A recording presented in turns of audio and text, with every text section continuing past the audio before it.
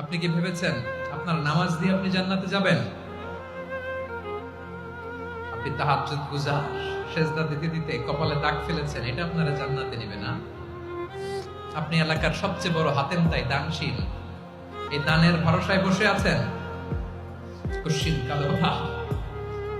আমাদের নামাজ, আমাদের রোজা, আমাদের ইবাদত, এগুলোকে মিজানের পাল্লায় উঠালে কোনো ওজনই হবে না।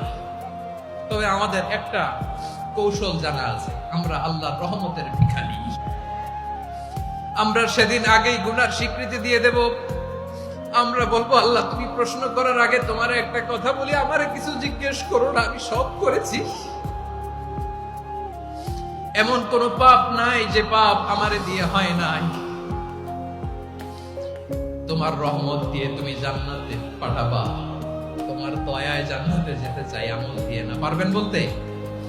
কিয়ামতের দিন আমরা বলবো, আল্লাহ আমার আমল দিয়ে জান্নাত চাই না, আমি তোমার দয়া দিয়ে জান্নাত চাই।